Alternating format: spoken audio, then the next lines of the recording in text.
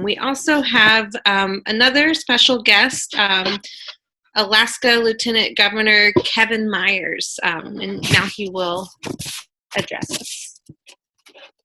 Hey, thanks, Robbie, and I apologize, Amy, for not making yoga this morning, but it is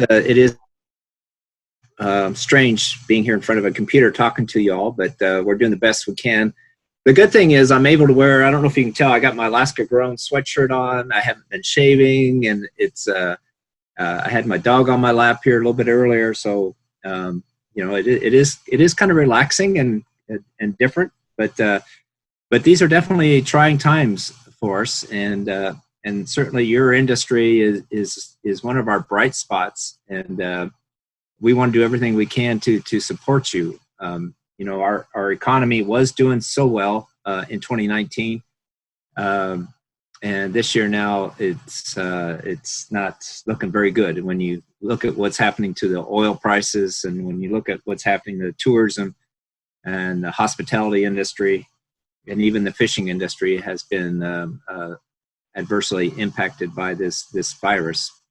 So your industry, though, fortunately, is you're all fairly independent. You grow food, which we desperately need, and you're able to work 6 feet apart, which is the key to stopping the spread of this virus. And so your industry seems, at least right now, to be least impacted, and that's good, because your industry is very important to our whole state. So the governor would love to be here talking to you today, but he is like 100% into the health side of things, the medical side of things, trying to get a handle on this virus before, so that it doesn't continue to spread quite as rapidly as it has in other places. I have a daughter that lives in New York City, and my wife and I, worry about her daily when you see the numbers of people there that are hospitalized and that have died. We're very fortunate. We're in the top 10 as far as the number of tests that have been done on a per population basis.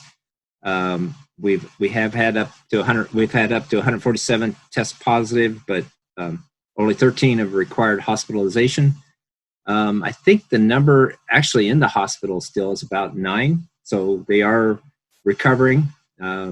Unfortunately, we have lost 3 people. One died in lower 48.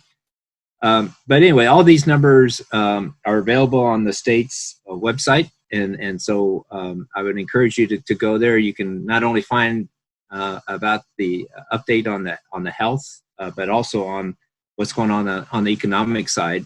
And since the governor's spending so much of his time on the health side, he's asked me to help former Governor Parnell and Senator Begich, former Senator Begich, work on the economic side of things. And you heard a lot of what's coming from the feds, and there is a lot of help coming, a lot of small business loans that you would be eligible for.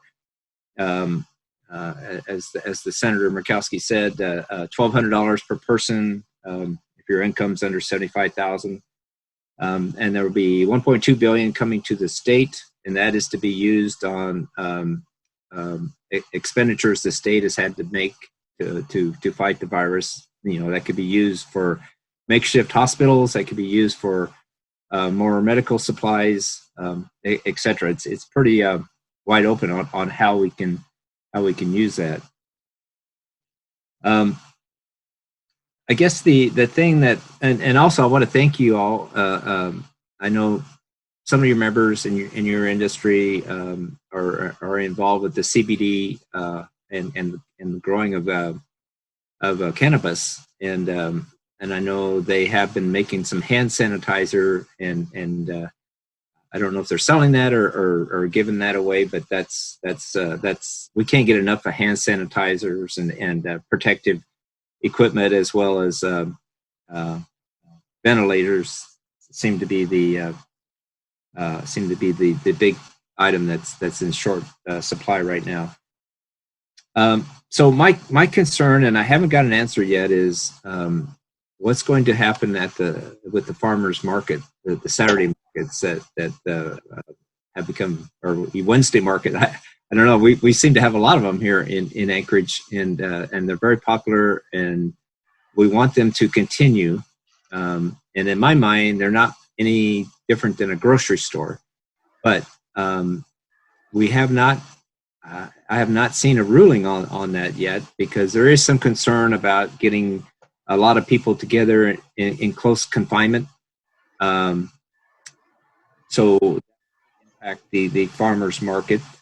But I think that there's some things that we can do now that will help make this decision for Commissioner Crum and Doctors Inc.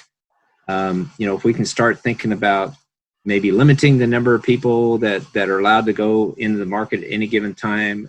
If we could maybe say that someone is going to try to encourage people to only one at a booth one customer at a booth at a time, and that you'll practice social distancing, then maybe we can convince the commissioner and the doctor to let the Saturday markets continue, which I certainly hope so, and that will be my recommendation.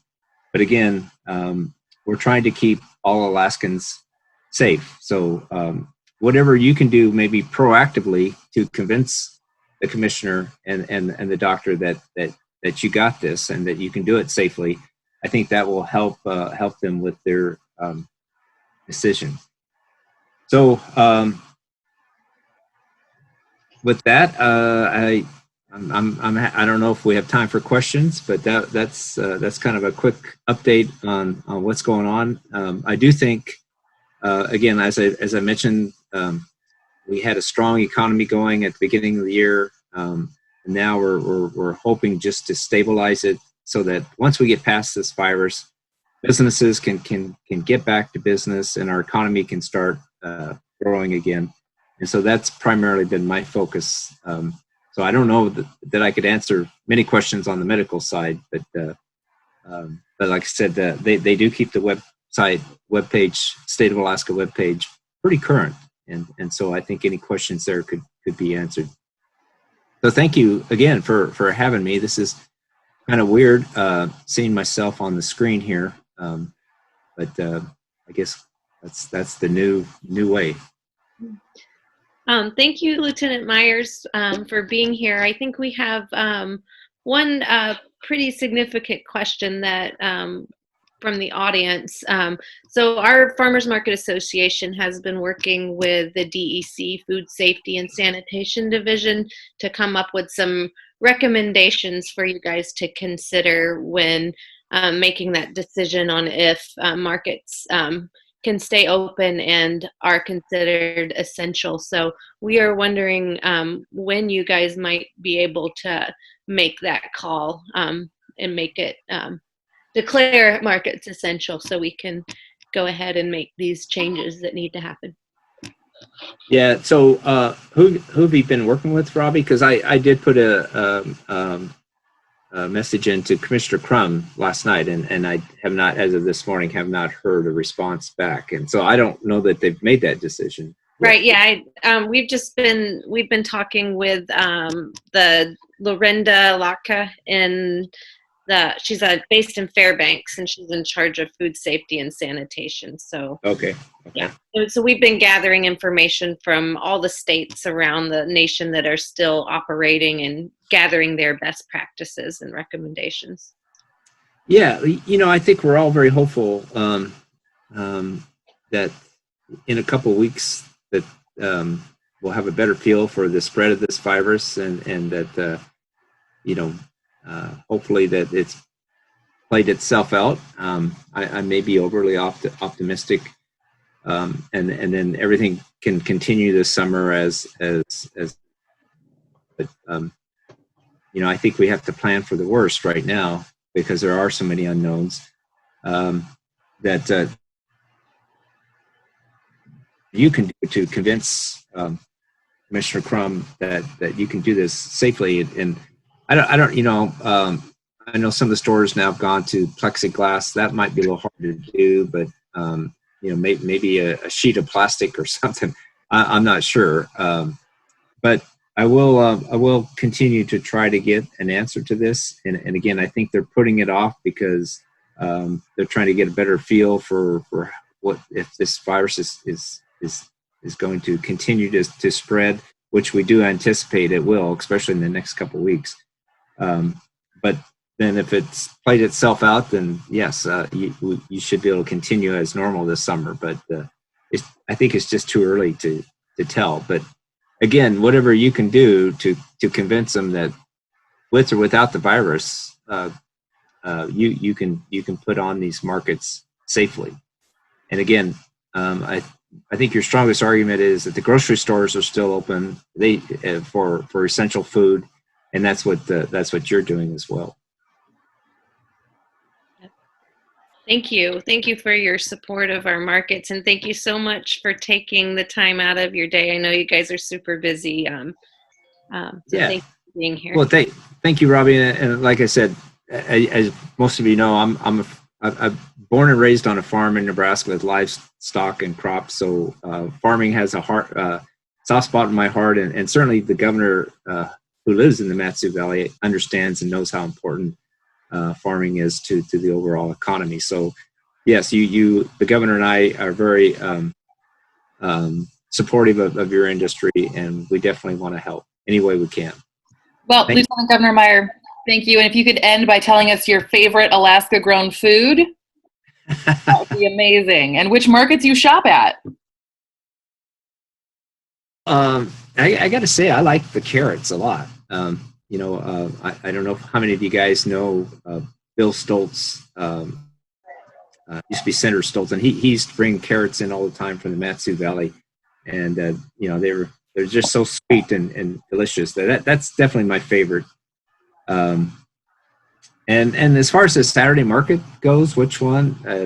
It doesn't really matter. If I'm downtown, I go to the one downtown. If I'm out in South Anchorage, I go to the one South Anchorage. Midtown is, of course, at the BP building. So that's we have a lot of choices now. Awesome. Thanks. Thank you.